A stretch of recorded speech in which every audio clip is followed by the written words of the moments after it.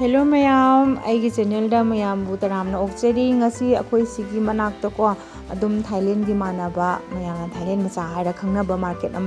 खेलमाती है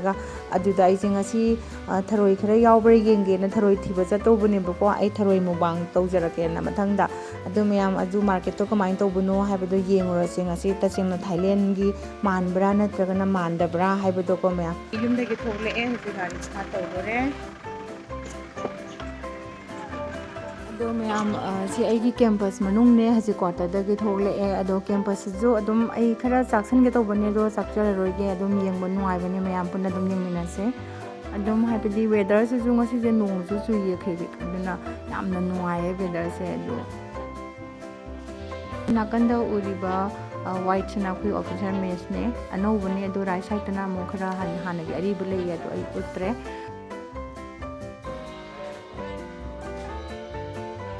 मैम साउब यादे आई खरा कुइरनी लंबी से अदुम उल्लदीको अदुम खरा सांगे अदुना आई वीडियो से लंबी से खतंग चाक्सनजरे मैम वरौबीबो यादे अदो अदुम येंगमिनरसे अदुगा से नाकंदा हाइदि उइबा बिल्डिंग सिना को ट्रेनिंग तौबा लाक्पा सिंगी रिक्रूट सिंगी लैफमने आई लेरिबा फैमिली की लाइन क्वार्टर दगिना अखोई सिगी मपान मेन गेट से मंदिर ने मैम अदो सी लंबी की हजि मेन गेट ममांग लानी मेन गेट फावसे लगभग किलोमीटर 3 किलोमीटर दुम ओये अदुम सांगे कैंटीन यौरए इन कैंटीन में मैम अदुम येंगबा दुम नुआइबने मनुंग से को गना ग्रीन ग्रीन ओइरगा यामना हदि पुकनिंग यामना इंगबदो ओये से अखोई की गेट निको सिना आरपी गेट मेन गेट यौरए हजि गेट से हेड लानबगा मपानी सिविल यौरे सिदगी अमु किलोमीटर 9 किलोमीटर चतौबनिको आइना थरोई थीब चतौबसे याम लापे मैम येंगमिनरसे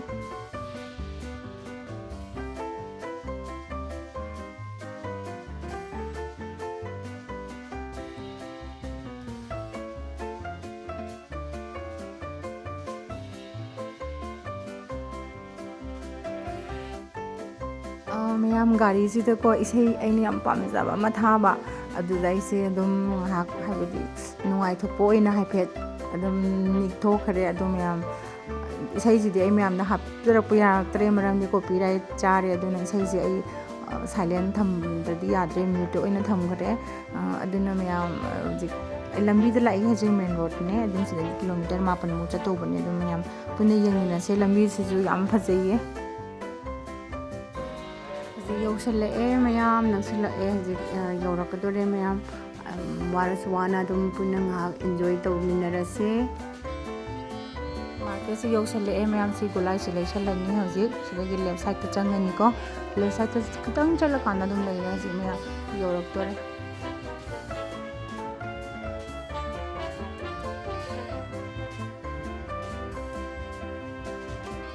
तो अभी finally खेलमाटी market you're अदुमया market यौरकान येंगसे Thailand की मार्केट माली नत्रगना मानदे हाइबसे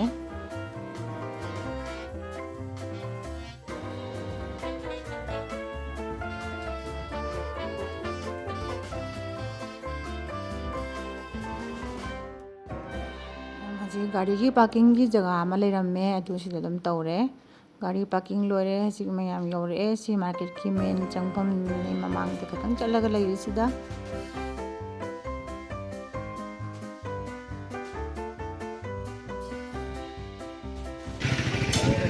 ये है देखो तरबूज ये पूरा फल वाला है दोनों साइड में ये फल वाली भैया बैठी है किस वाले में चले ये बर्तन वगैरह की दुकान में चलते हैं पहले मैं ये वीडियो इसलिए बना रहा हूँ कि आप लोग के लिए बना रहा हूँ देखो ये सामने पूरा बर्तन है कितना बर्तन वाली दुकानें देखो सामने दोनों तरफ है इस तरफ भी है देखिए सिल्वर से लेके पिथराई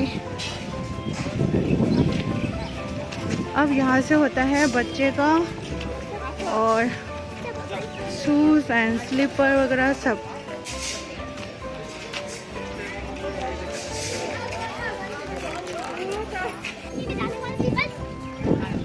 है खाना बच्चों का, तो ये कलर भी अच्छा लगता है।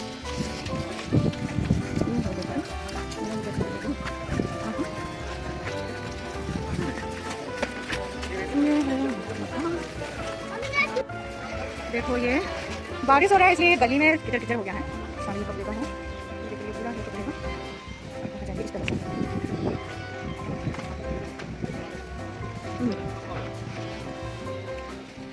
इधर से चले जाओ।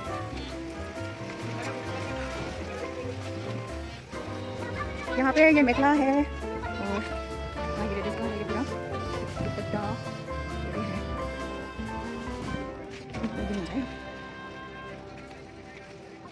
कहाँ से कुछ जाना पड़ रहा है मुझे। जहाँ जो किचन नहीं है वहाँ पे आराम जाओगे तो गिर जाओगे तुम। हाँ इसमें जहाँ पे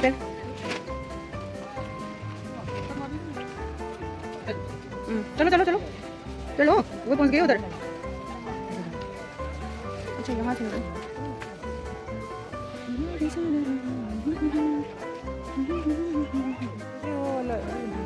हाँ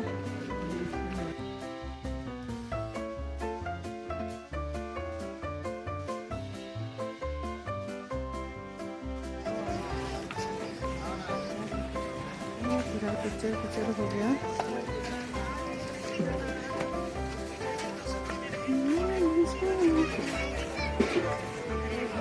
हाँ भैया के पास पूछते हूँ एक बार फूल का, ये फूल का एक बार पूछते हूँ।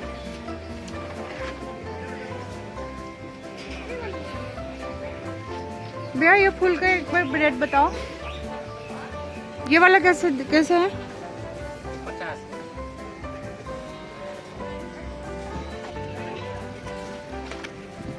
आम पूछते हैं, आम क्या रुपये किलो देगा? मैंगो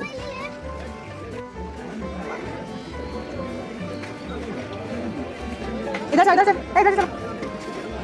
चलना इधर से। हाँ इधर से निकलो ना, वहाँ तो आ गया, इधर से चलो ना, मार्केट होते होते।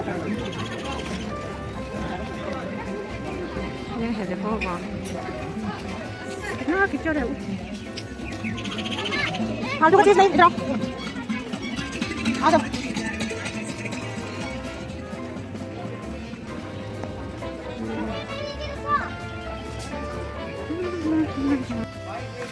ये है market.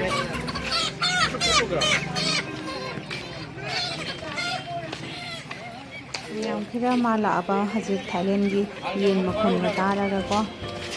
ok masa ga su yam yolame adi se yen nganu khunu yam yolame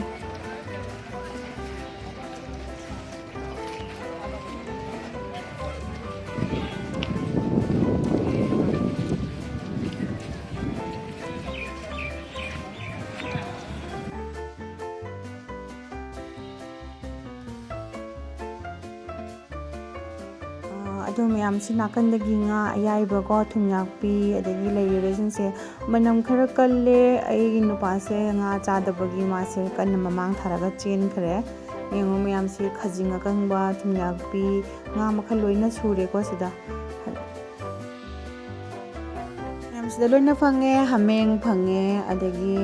ꯄꯣꯛ ꯐꯪꯉꯦ ꯑꯗꯨꯒ ꯁꯤꯅ ꯉꯥꯒꯤ ꯃꯥꯔꯀꯦꯠꯇ ꯆꯪꯉꯛꯏꯅꯦ ꯁꯤꯗ ꯉꯥ ꯃꯈꯜ ꯌꯥꯝꯅ ꯌꯥꯝꯃꯦ ꯑꯗꯣ ꯌꯦꯡꯉꯁꯦ ꯑꯗꯣ ꯑꯩꯅ ꯂꯧꯗꯧꯕ ꯉꯥꯁꯦ ꯑꯗꯨꯝ ꯇꯥꯎꯔꯒ ꯆꯥꯔꯁꯨ ꯌꯥꯕ ꯌꯥꯝ ꯆꯥꯎꯕ ꯅꯠꯇꯕ ꯃꯔꯛ ꯍꯥꯏꯇꯥꯔꯦ ꯌꯥꯝ ꯄꯤꯛꯄꯁꯨ ꯅꯠꯇꯕ ꯑꯗꯨꯝꯕ ꯊꯤꯒꯦ ꯇꯧꯕꯅꯤ ꯃꯌꯥꯝ ꯑꯗꯣ ꯌꯦꯡꯉꯁꯦ ꯐꯪꯕ꯭ꯔꯥ ꯐꯪꯗꯕ꯭ꯔꯥꯅ साइज का नहीं है भैया ये नहीं बेटा चलो चलो इधर वाला छोटा वाला कैसे दिया भैया 100 रुपये 100 रुपये मतलब 400 रुपये किलो ना खरीद नहीं और कैसे दिया ये वाला 80 रुपये को इतना महंगा कैसे दिया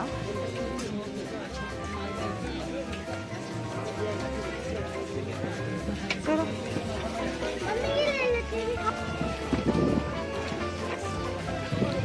alamat di wajah dirum kita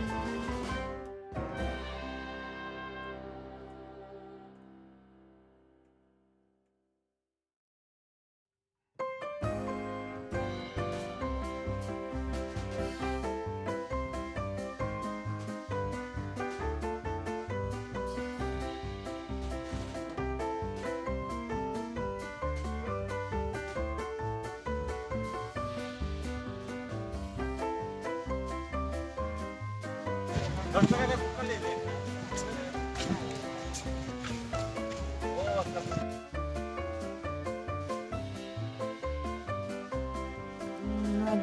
ꯃꯌꯥꯝ ꯁꯤꯒꯤ ꯕ꯭ꯂꯦꯛ ꯒ꯭ꯔꯦꯞꯁꯦꯀꯣ ꯁꯤꯁꯤꯅ ꯀꯤꯂꯣꯗ 320 ꯄꯤ ꯍꯥꯏꯌꯦ ꯑꯗꯨꯒ ꯃꯦꯡꯒꯣꯁꯤꯅ 180 ꯃꯦꯡꯒꯣꯁꯤꯗꯤ ꯂꯧꯔꯔꯣꯏ ꯃꯔꯝꯗꯤ ꯑꯣꯜꯔꯦꯗꯤ ꯍꯥꯟꯅꯗꯒꯤ ꯌꯨꯝꯗ ꯈꯔ ꯂꯩꯍꯧꯔꯦ ꯑꯗꯣ ꯍꯧꯖꯤꯛ ꯃꯌꯥꯝ ꯑꯩꯈꯣꯏ ꯍꯜꯂꯛꯑꯦ ꯂꯝꯕꯤꯗ ꯂꯩꯔꯦ ꯍꯧꯖꯤꯛ ꯁꯤꯅ ꯃꯥꯔꯀꯦꯠꯀꯤ ꯃꯃꯥꯡꯒꯤ ꯂꯝꯕꯤꯗꯨꯅꯦ ꯍꯧꯖꯤꯛ ꯑꯩꯈꯣꯏ ꯌꯨꯝꯗ ꯍꯜꯂꯅꯤ ꯑꯗꯨ ꯃꯌꯥꯝ ꯌꯨꯝꯗ ꯍꯜꯂ ꯃꯇꯨꯡꯗ ꯑꯩꯅ ꯉꯁꯤ ꯀꯔꯤ ꯀꯔꯤ ꯃꯥꯔꯀꯦꯠ ꯇꯧꯔꯛꯀꯦ ꯍꯥꯏꯕꯗꯣ ꯃꯌꯥꯝꯗ ꯑꯃꯨꯛ ꯎꯠꯆꯔꯛꯑꯒꯦꯀꯣ ꯑꯗꯨ ꯃꯌꯥꯝ ꯄꯨꯟꯅ ꯑꯩꯒꯤ ꯚꯤꯗꯤꯑꯣꯁꯦ ꯂꯣꯏꯗ꯭ꯔꯤ ꯐꯥꯎꯕ ꯌꯦꯡꯃꯤꯟꯅꯔꯁꯦ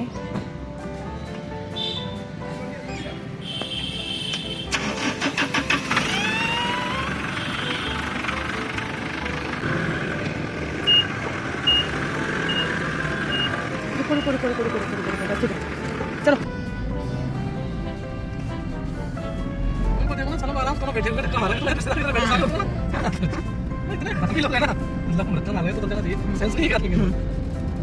sini kuah pambi ne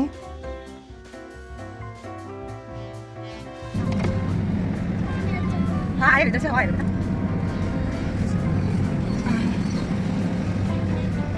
mummy मुझे लेटना है इधर क्या तो नहीं लाए तुम्हें लेटने क्या है गाड़ी में लेटेगी आराम से बैठो मुझे लेटना है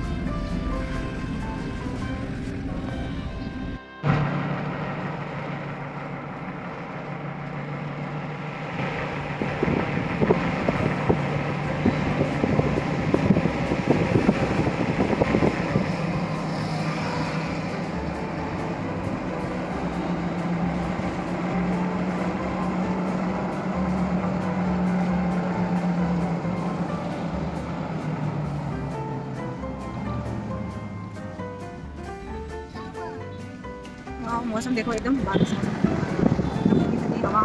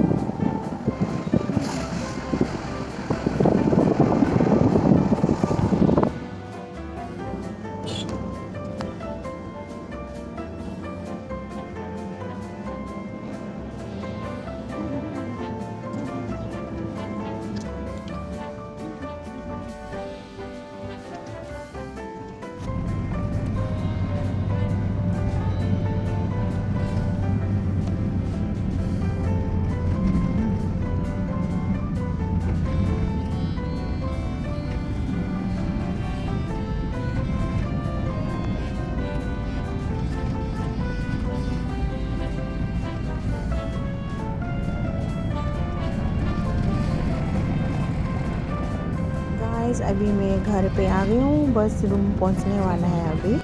तो बस थोड़ा सा आगे जाके हम आ गए घर पे और मैं अभी आप लोग को दिखा रहा हूँ मैंने क्या क्या सामान लिया है अना खरा कोंग्रेंग लौरको सिंगो कोंग्रेंग अदुम याम चावबुदी नते अदु तारसु अदुम फंगमबनिना लौसलखरे कोंग्रेंग सिगुम्बा चेखाउस अनि लौरए अदगी थरोइसु लौरएको थरोई हाइसे लबुक थरोई नते थरोई असांगबी अखोइगी लाई थरोई को लाई थरोई से अइना दुम यामना पिकपजु नते अदुम हाइबि चांग अमा दुम यारे हाइरगा अदुम अइ फंगमबदुदा अइ सि थरोई असांग से अदुम लौसलखरे तसेंग अइ पामबदि अमा थरोई अतोपा अमा दो अइना पामबने दुबु उपाय लेते मयाम अदुम अफंगब से अइना पुन्ना अदुम चामिनरसे अदु इंजांग नापि खरा लौरए सिना उ मोरोक सु यावरे अदुम से मयाम लोइना सेबोट उ मोरोक तिलौ से उ मोरोक ने उ मोरोक से अइ फजमनबगी को मचु जेंगा सांगांग बसिदा फजमनबगी अदुम लौसलखरबने मयाम अदुगा सिना तबा सिदगी खरा संगली संगली तौबा खरा सु यावरे अनि से अदुम फजद्रा येंगबदा चाबदि यम हाउ माले सिना 10 कुस लौरे सिना पेरू पेरू से चिरंग मपुन से को सिदा मपुन से पतरा तरा गिने मैम से चिरंग द पुन बगी को थरोई से फजना उ जंगंद्रे द यमो से अइना से तपता हेदो अबनी मैम यमो अदुम हाउदो मानब्रा से थोंगा कांदा अइ फजना वांग तौजरा के मथंगी वीडियो द मैम पुना मु येंग मिनरसे को